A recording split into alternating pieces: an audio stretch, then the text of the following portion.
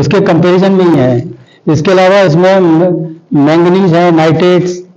अच्छा ये दूसरा आ गया नेक्स्ट। ये तो गाय के गोबर का एनालिसिस बताने लग गया, गौमूत्र का निकालिए। ये भी गाय के गोबर की राख में भी बहुत से अच्छे एलिमेंट हैं, मैं अभी बताऊंगा। और भी पहले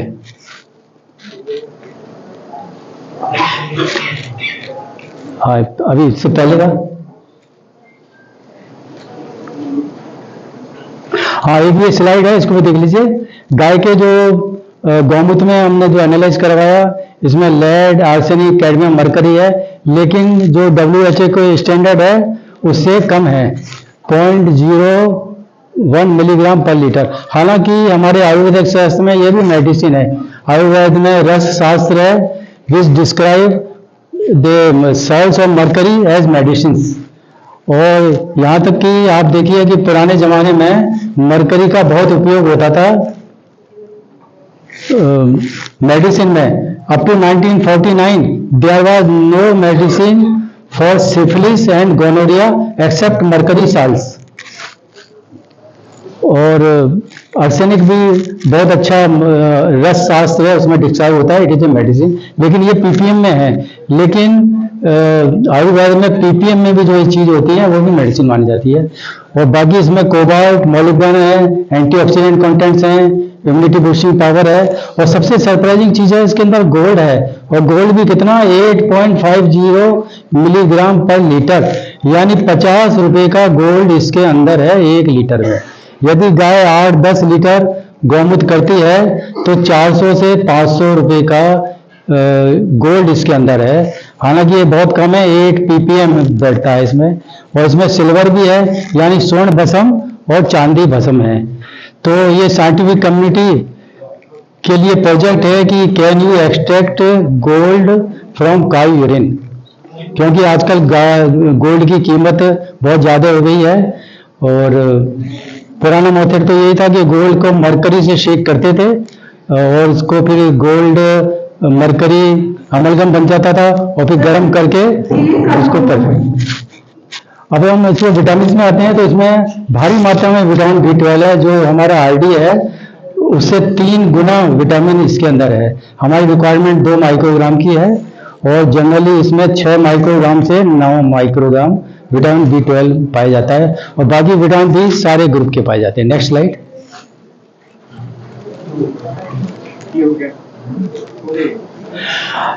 और ये बहुत आश्चर्य की बात है, खाली गौमूत्र में नहीं, गाय के गोबर की राख में भी सोना और चांदी के पार्टिकल्स हैं।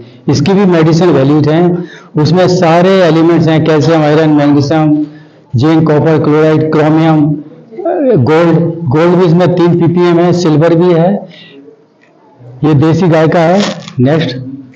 लेकिन हमने उनसे तुलना की तो बफालो में ये जितने भी एलिमेंट्स हैं ये सब कम हैं और गोल्ड और सिल्वर नील है। इसलिए शास्त्र में कहा गया है कि cow urine is the best. Next. तो शॉर्ट। और हमने जो जर्सी गाय से भी कंपैरिजन किया, जर्सी गाय के मूत्र में भी गोल्ड सिल्वर नहीं है और जो दूसरे एलिमेंट हैं वो बहुत कम है।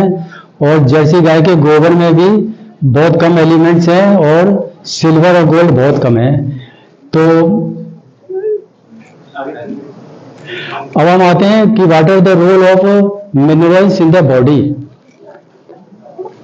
Allopathic and Ayurvedic literature, many elements widely distributed in the soil and plant kingdom play significant role for our health and vitality. These include transition metals, metalloids and heavy metals. Next. Okay. ये देखिए हमारे शरीर के लिए 30 तरह के elements हैं जो कि सॉइल में भी होते हैं, प्लांट किंगडम्स में होती हैं और ये हमारे बॉडी में पहुंचने चाहिए। इसमें कुछ तो इलेक्ट्रोलाइट्स हैं, सोडियम, पोटेशियम वगैरह। कुछ इसमें ट्रांजिशन मेटल्स हैं जो एस्टिक है ना। ट्रांजिशन मेटल का बहुत वंडरफुल रोल है हमारी बॉडी में, एंड दे आर द को फैक्टर्स फॉर एंजाइम्स, और एंजाइम्स की एक्टिविटी को ये एक्सेलरेट करते हैं। Next slide. हमारे काउविन में भी अभी तक हमने 21 एलिमेंट निकाले हैं 30 में से, और बाकी 9 एलिमेंट्स को भी निकालना ये साइंटिफिक कम्युनिटी के ऊपर है। जैसे कि इसमें वेनेडियम अभी तक हमारे पास ज़्यादा साधन नहीं है, होना चाहिए, क्योंकि डायबिटीज़ में बहुत काम करता है, और vanadium is anti diabetic according to literature, और काउविन में हमने देखा है डायबिटीज़ में बहुत अच्छा काम कर रहा है। तो these minerals are crucial for all our overall healthy existence. Next slides. इसमें आप देखेंगे कि इलेक्ट्रोलाइट्स हैं काउविन में, कॉपर है जो हमको जो है ना हमको हमेशा जवान रखता है, इसमें जिंक है इम्यूनिटी बूस्टर का काम करता है, ये एंटीऑक्सीडेंट है, और ये कैंसर, डायबिटीज़ और अल्जाइमर डिजीज में भी बहुत हेल्प करता है। और इसके अलावा इसमें मैंगनीज है विच इज ए को factor for enzyme activities. Next slide. ये मैंगनीज जो है ना ये ऑक्सीडेटिव स्ट्रेस भी कम करता है। सेलेनियम भी इसमें वंडरफुल एलिमेंट है जो कि कैंसर, अल्जाइमर और हार्ट डिजीज में काम करता है।